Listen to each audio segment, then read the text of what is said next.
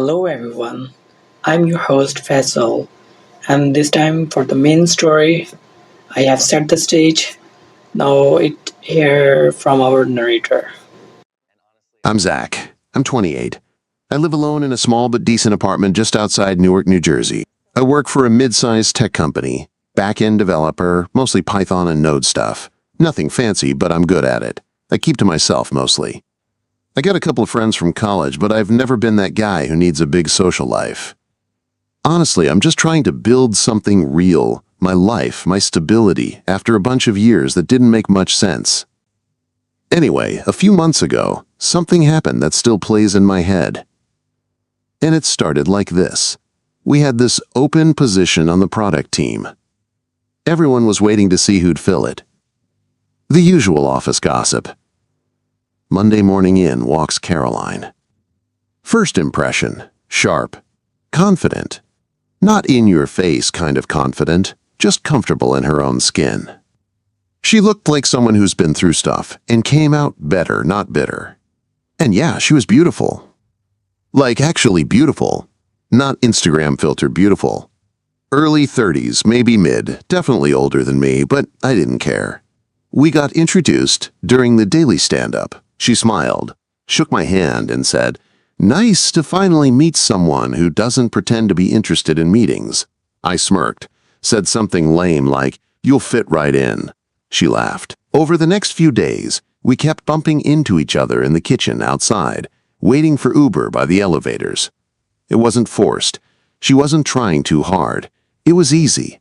We started having lunch together every now and then. At first, I thought she was just being friendly, like genuinely one of those people who doesn't put up walls. She'd ask about my life, if I had family around, what I did on weekends, that sort of thing. She never made it feel like an interrogation. I remember she once told me, "I was married once, too young, thought love was enough." I just nodded and said, "Yeah, life's a better teacher than school." That's the kind of conversations we had. Nothing flirty, just real. She mentioned she used to live in Texas. Said she moved here after her divorce, needed a reset, no drama in her voice. She said it like she was talking about a weather change. That's what struck me. No bitterness, no self-pity. Just calm acceptance of what had been. One Friday after work, we had a company happy hour. Everyone was a little loose, sipping cocktails and laughing too loud. She didn't drink much, just one cider, but she stayed till the end. Most people had left when she looked over and asked, "You need a ride?" Quote.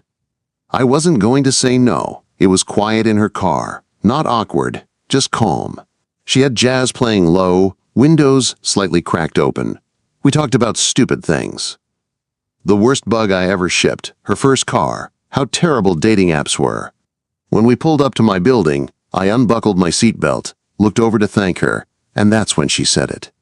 "Don't fall for me unless you're ready for real things." I smiled. She smiled. I thought it was just a joke, but the way she said it, it wasn't loud or playful. It was soft, measured, like she was testing the ground. I didn't say anything back. I just chuckled, said goodnight, and closed the door. And for the rest of that weekend, I kept hearing her voice in my head. Not the words, the tone. The kind of tone you don't forget. Monday came, and the first thing I noticed was that Caroline was already at her desk. She usually came in around the same time I did, maybe a few minutes later. That day, she had her headphones in, eyes on the screen, tapping something out like she was in the middle of a flow. I didn't say anything, just walked past, nodded, and sat down, but I felt it. Something had shifted. At lunch, we were both in the break room, no one else around. I grabbed my sandwich from the fridge, and she turned just slightly toward me. "You still alive after Friday?" she said, half smiling. "Barely," I replied. Those sliders were not FDA approved. She laughed, and just like that, the tension eased, a little. We sat at the small round table near the window. She picked at a salad, and I tore into my sad little ham and cheese. "I feel like I said something weird the other night," she said without looking up. I paused, swallowed. "You mean about real things?" Quote. She glanced at me quickly. "Yeah, that." I shrugged. I didn't take it weird, just caught me off guard. Her voice dropped just slightly. Yeah, I tend to do that. Say things and then pretend I didn't. I looked at her for a second longer than I probably should have. She met my eyes and didn't look away. Not this time. From that point on, things weren't exactly flirty, but they weren't neutral either. Like, every joke had a second meaning. Every glance hung a little longer than necessary, but she still played it cool. She was good at that. Really good. Later that week, we had a late work call with a vendor. After it ended, most of the team logged off. I stayed to close out a bug report. Caroline stayed too. "You want to get out of here?" she asked, standing behind me with her jacket in hand. "Like now?" I asked. She nodded. "Come on, you look like you need a drink." We ended up at a small bar a few blocks from the office. It wasn't crowded. Dim lights, old leather booths, soft music, mostly locals. She ordered a whiskey on the rocks. I got a beer. She leaned back against the booth and sighed like it had been a month of Mondays. We didn't talk work. She asked about my family. I told her I had a younger sister in Oregon, my mom in Jersey City. She asked if I was close to them. I said trying to be. She told me she hadn't spoken to her ex in over 2 years.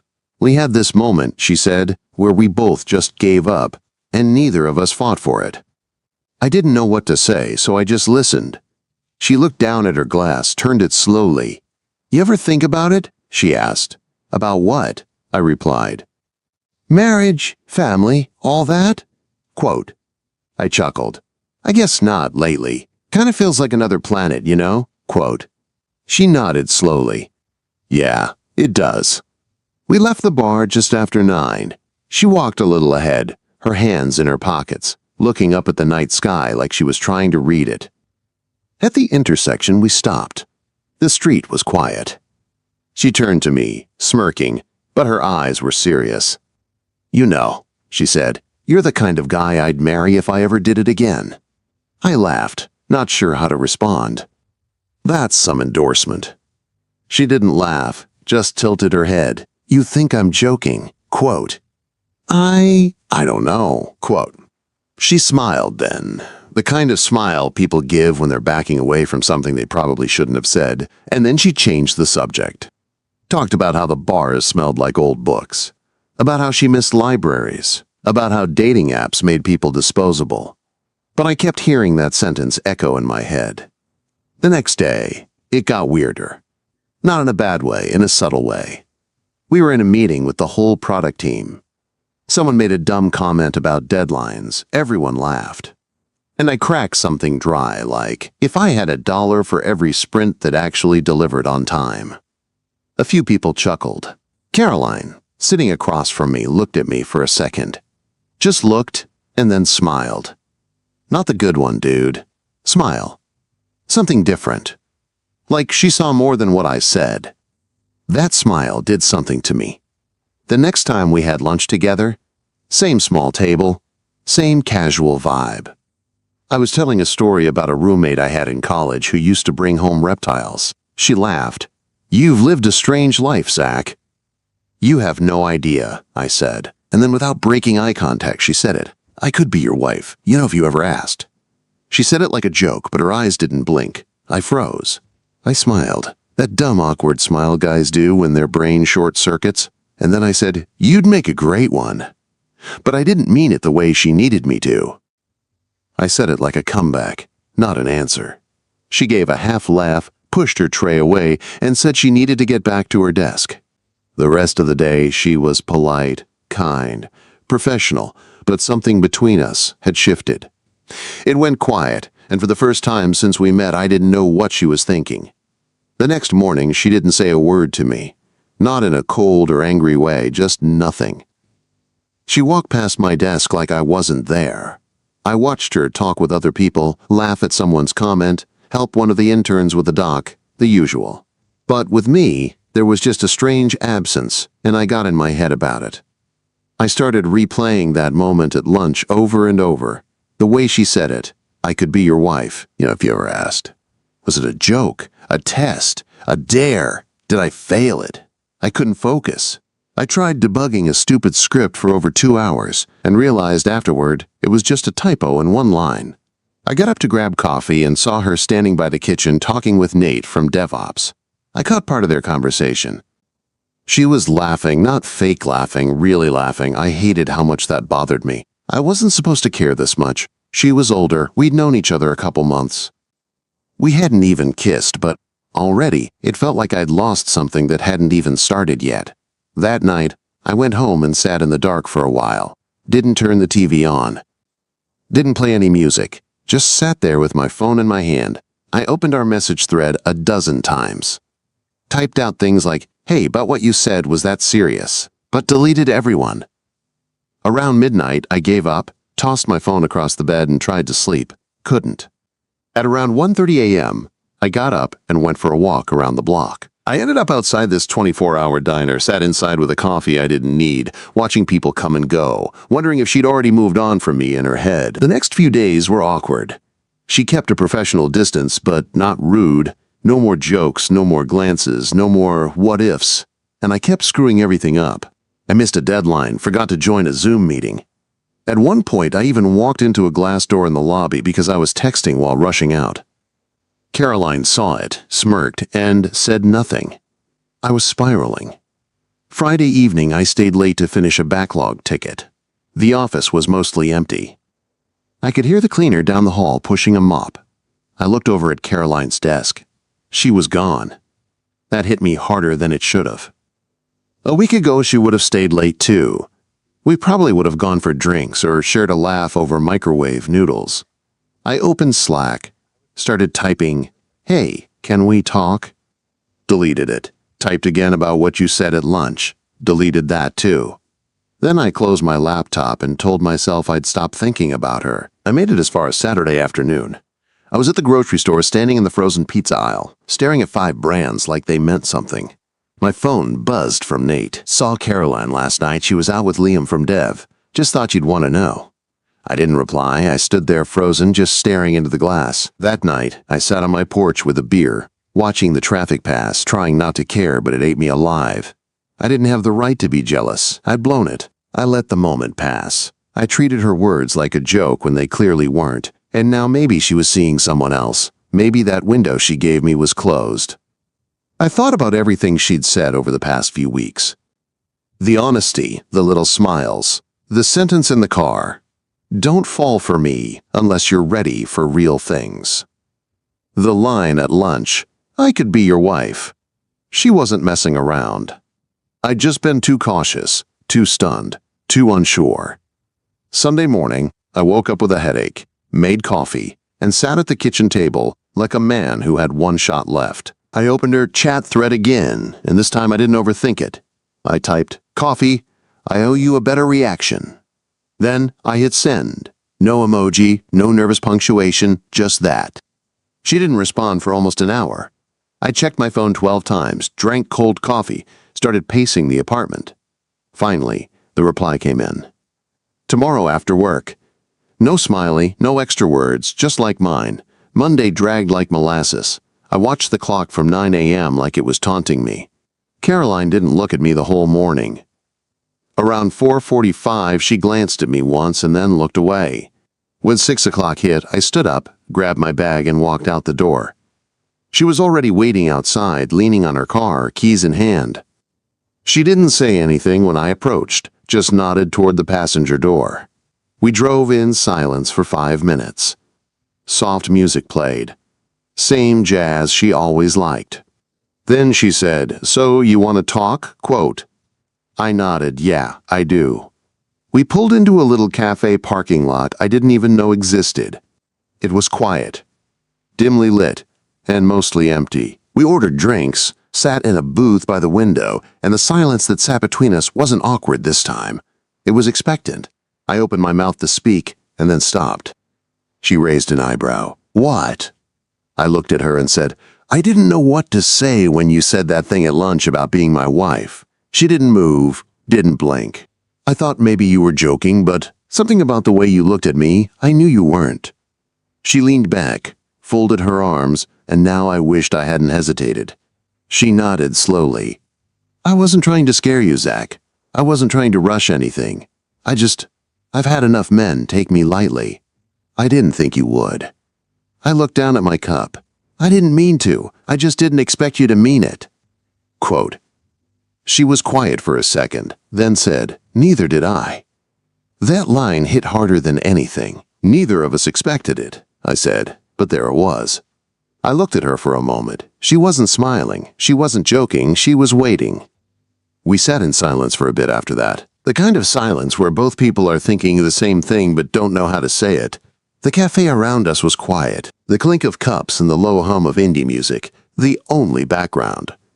Caroline picked up her drink, sipped, and stared out the window like she was somewhere else. "I guess I didn't expect you to take me seriously," she finally said. I looked at her. "Why not?" She shrugged. "Because most men don't. I joke a lot. I say things people don't know how to take. I'm used to people laughing it off or getting uncomfortable or assuming I don't mean it. And I guess when I said that thing about being your wife, I thought you'd either laugh with me or run." I stayed quiet. I could feel my hands sweating a little. But instead, she continued, "You did the third thing. You froze." I let out a breath, almost a laugh, but not quite. "Yeah, I did." She smiled faintly. "I didn't say it because I wanted you to propose or anything insane. I just wanted to see if you'd even consider the idea." I nodded. "I did. I have." "That's the problem." She looked over, surprised. "I think about you more than I want to admit. I think about those stupid things you say. I think about what it would be like to come home to you. I think about how easy it is to be around you and how terrifying that is." She blinked slowly. "Why terrifying?" "Because I've never had that with anyone. And I guess I figured, if it's that easy, maybe it's not real. Maybe I'm fooling myself." Now she was staring at me, but not like before. This wasn't flirtation. It wasn't teasing. She was reading me. "I know what you mean," she said. "You don't trust it because it didn't come with drama." "Exactly," I said. "I've been through the drama." She said quietly, "I married young. He was charming and loud and passionate and a complete mess. Everything was a fight or a high. Nothing was steady. We were both too proud to admit when we were wrong. It lasted 6 years. "Why 6? I asked.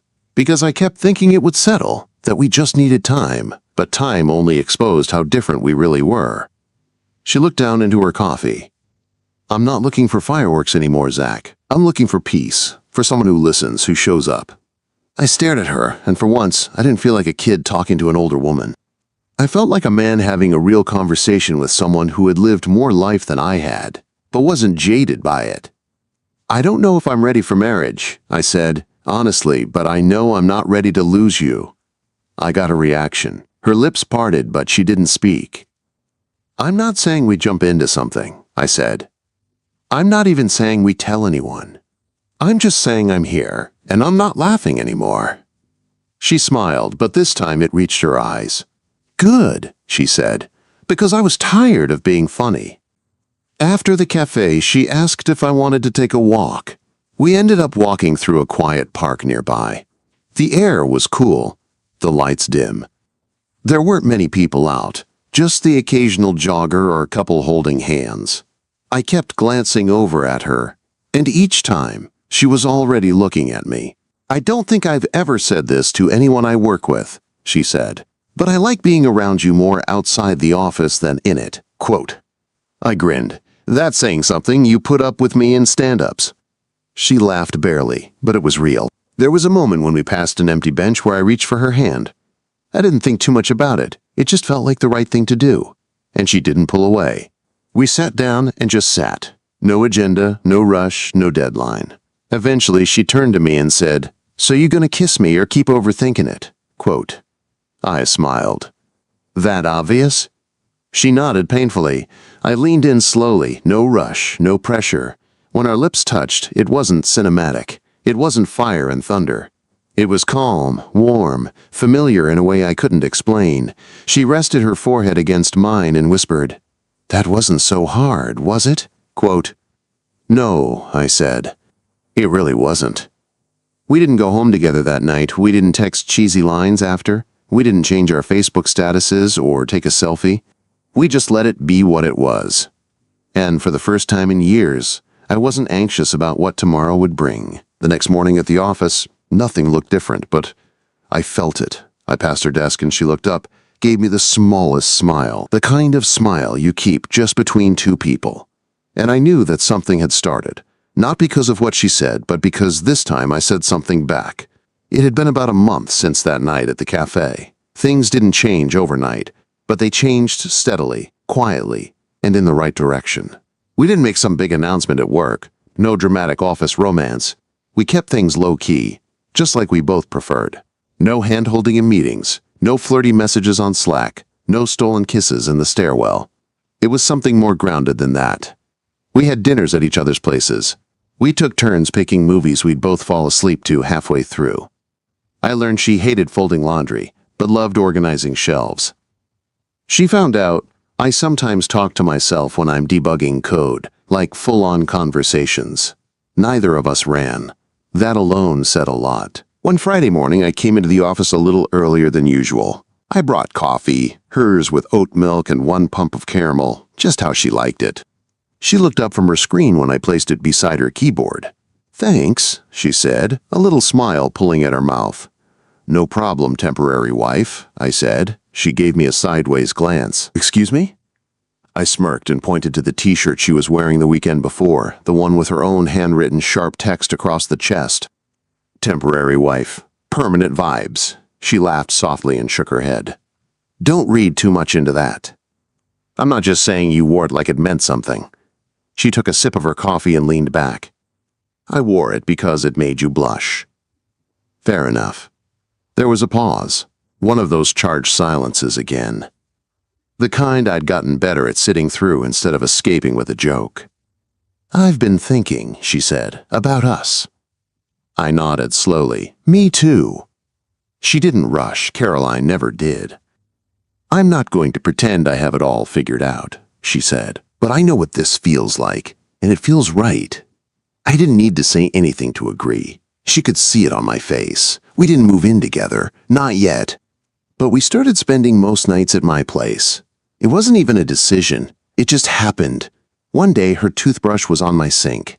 Then half her closet lived in my dresser. Then we got into a minor fight about who used the last of the almond milk and made up over pancakes. One night, we were watching some show neither of us was really paying attention to. She was curled up on my couch wearing a hoodie that used to be mine. Her bare feet were tucked under a blanket, and she was holding a cup of tea like it was precious. I looked over and said, "So, do you still think you could be my wife?" She smiled without looking away from the screen. "Not today." I raised an eyebrow. "But someday." Now she turned to me, looked me straight in the eyes. "Maybe," she said, "if you ask the right way." I laughed. "There's a right way?" She nodded. "Oh, definitely."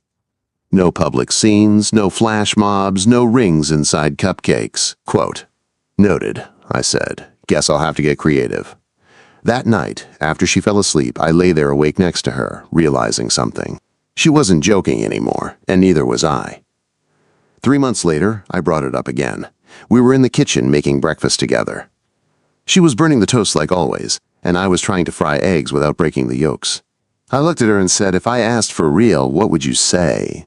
She turned off the toaster, crossed her arms, and stared at me. I held her gaze. "No smirk, no jokes," she said. "I'd say yes, but only if you're sure."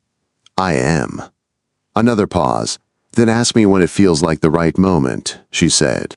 "Don't do it now. Let it surprise us both." And that's what we did. We didn't rush. We didn't force a label. We just lived together day by day. We went to family barbecues where she met my mom. My mom adored her. Caroline was nervous but natural. My mom hugged me after and whispered, "She grounds you." She did in ways I didn't even know I needed. About a year after the day she said that line at lunch, the one that started everything, we were on a weekend trip to the Catskills. Rented a small cabin with no Wi-Fi and a fireplace that barely worked. One morning while she was sitting on the porch in a wool sweater, hair a little messy, reading a book in the sunlight, I came out and sat next to her. She looked over, smiled, and I said, "I could be your husband, you know, if you ever asked." She closed the book, leaned back, and said, "Then ask." So I did. No ring yet, no big plan, just words. And she said yes, Not joking, not blinking, just yes. We didn't post it online. We didn't tell the whole office. Just kept it ours for a while. Eventually, we told our close friends. Started looking at places to live outside the city. Found a little house with a crooked porch and a lemon tree in the backyard. We're not married yet. We don't need the title to know what we are, she still jokes sometimes. Still calls me young and slow. But when she looks at me now, it's not a test. It's I hope you home. enjoyed today's tale. What are your thoughts about the story? Please give me some comments, like and share my channel. Thank you.